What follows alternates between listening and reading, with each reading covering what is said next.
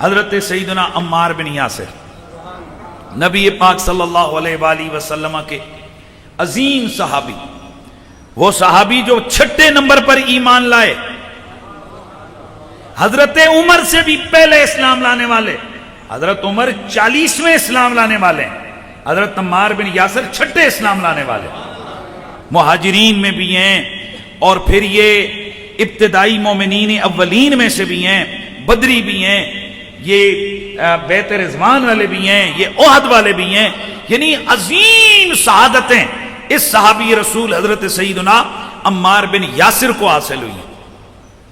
یہ میں اکثر روتا رہتا ہوں کہ نہ جانے کیا ہو گیا اس امت کو، اس صحابی کے نام پہ نہ کوئی مسجد، اس صحابی کے نام پہ نہ کوئی مدرسہ، اس صحابی کے نام پہ نہ کوئی چوک۔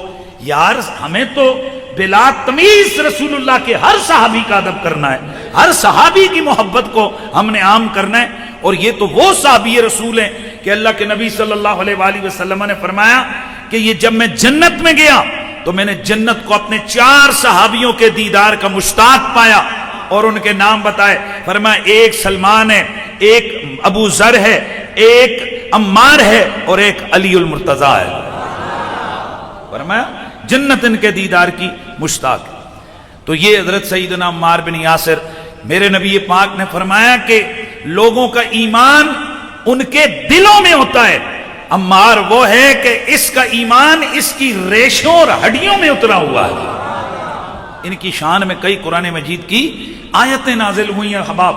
تو یہ حضرت سیدنا عمار بن یاسر، میرے آقا جب ہجرت فرما کے مدینہ طیبہ میں پہنچے، مسجد نبوی کی تعمیر ہو رہی ہے، باقی جو نا اینٹوں کے بلاک جو ہوتے ہیں نا، بلاک ہمارے ہاں عام لفظ ہوتا ہے جی اینٹیں، وہ اینٹ نہیں، وہ جو ہے نا وہ مٹی کے بلاکس ٹائپ ہوتے ہیں، تو وہ بلاک اٹھا کر لا رہے ہیں صحابہ کرام، اور محبت کے نغمات حضور کی نعتیں اور شانیں پڑھتے جا رہے ہیں، باقی ایک ایک لا رہے ہیں، عمار 2 لا رہے ہیں۔ کسی نے پوچھا عمار باقی ایک ایک لے کے جا رہے ہیں، تم اپنے آپ پر یہ سختی کیوں اٹھا رہے ہو، تم 2 اٹھا رہے ہو؟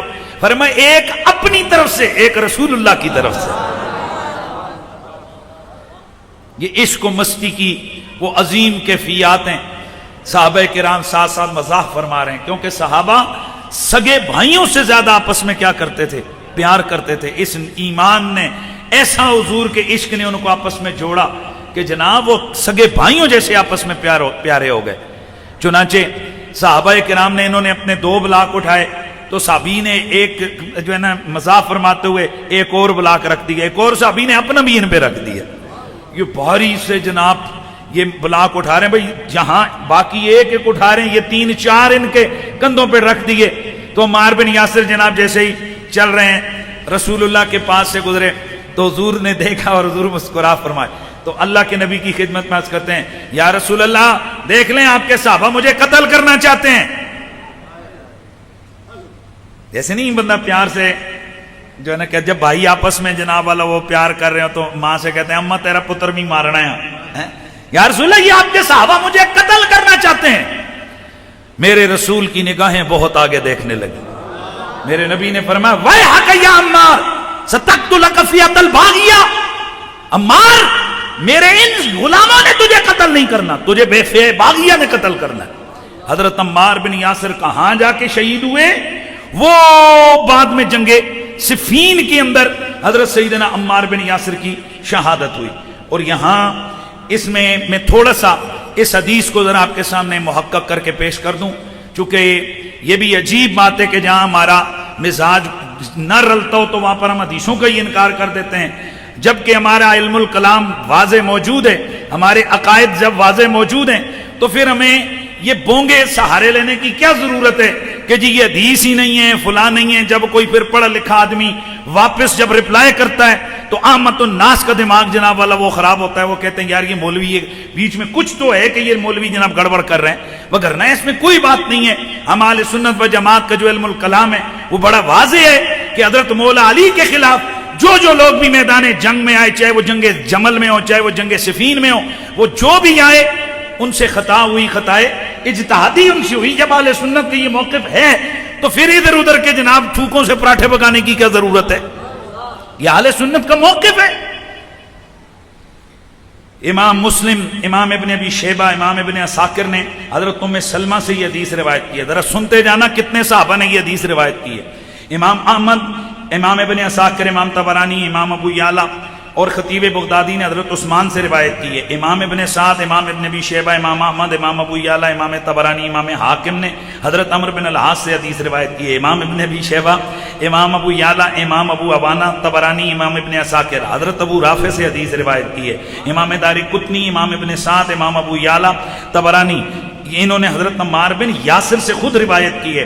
امام ابن عساکر نے حضرت ابن عباس سے، حضرت حذیفہ سے، حضرت ابو ہریرہ سے، حضرت جابر بن عبداللہ سے، حضرت جابر بن سمرہ سے، حضرت انس بن مالک سے، حضرت ابی امامہ سے، حضرت عبداللہ بن کعب سے، اور امام ابن ابی شیبہ نے، امام احمد بن حنبل نے، امام ابن ابی سعد نے، امام بغوی نے، امام ابو نعیم نے، امام طبرانی نے، امام حاکم نے حضرت عامر بن حزام سے، امام احمد، امام ابو یعلا، امام طبرانی نے حضرت معاویہ بن عتبہ سے، حضرت امام ابو یعلا، امام طبرانی، امام ابن عساکر نے حضرت ابن عامر سے، امام ابو یعلا، امام طبرانی نے حضرت ابو ایوب انصاری سے، ابن قانے، امام دارقطنی، امام باوردی نے حضرت ابی بشیر بن عامر سے، امام ابو یعلا، امام طبرانی نے حضرت معاویہ بن ابی سفیان سے، مسند بزار میں رجال صحیح حضرت ابو سعید الخدری سے، امام باوردی نے عن اسماعیل بن عبد الرحمن الانصاری، مسند بزار میں حضرت عبداللہ بن مسعود، حضرت سیدنا حذیفہ سے.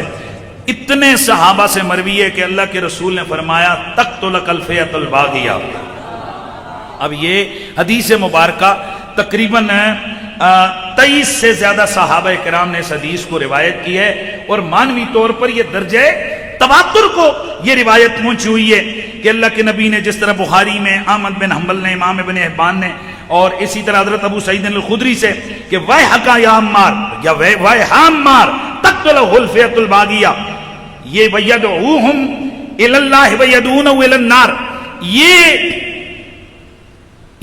احادیث اہل سنت کی مین سٹریم حدیث کی کتابوں میں موجود ہیں، اور اس کے علاوہ کئی اور طرق سے جناب احادیث مروی ہیں کہ اللہ کے نبی نے حضرت عمار بن یاسر رضی اللہ تعالیٰ عنہ کو خبر اس وقت دی کہ آپ ویحک عمار، اے عمار، جو ہے نا وہ پیار میں فرمایا کہ تجھے تیری ماں روئے اور تجھے یہ نہ میرے صحابہ قتل نہیں کریں گے، کون قتل کرے گا؟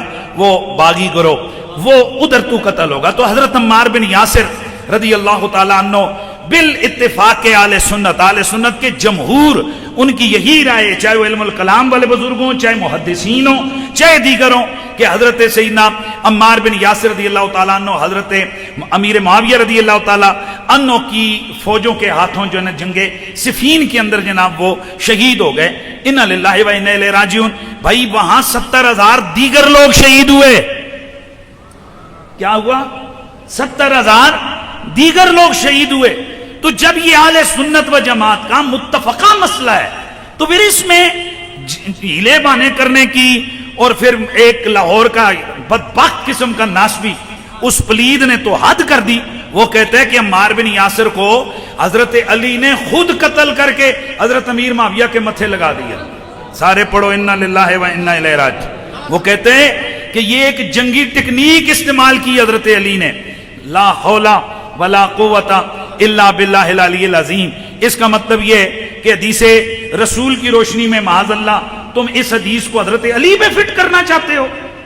اس قدر بدبختی ہے ان لوگوں کے اندر، کس قدر اہل بیت کی دشمنی ان کے دلوں میں آ گئی ہے کہ دیدت دلیری کے ساتھ اہل سنت کے معتقدات کی یہ دھجیاں اڑا رہے ہیں. مگر نہ اہل سنت اس بات پر متفق ہیں کہ حضرت سیدنا عمار بن یاسر رضی اللہ تعالیٰ عنہ کی جو شہادت ہے وہ جنگ صفین میں حضرت معاویہ رضی اللہ تعالیٰ عنہ کی فوجوں کے ہاتھوں ہوئی. اور کتنا یقین ہے حضرت عمار بن یاسر رضی اللہ تعالیٰ عنہ کو اپنی شہادت کے حوالے سے. آپ حضرت عمار بن یاسر کی ایک باندی سے امام طبرانی اور امام جو ہے صاحب مسند بزار اسناد حسن کے ساتھ وہ روایت کرتے ہیں کہ ایک دن عمار بن یاسر بیمار ہوئے اور ان پر غشی طاری ہو گئی. تو ان کی باندی کہتی ہیں وَنَحْنُ نَبْكِي حَوْلَهُ، ہم ان کے دائیں بائیں رونے لگے.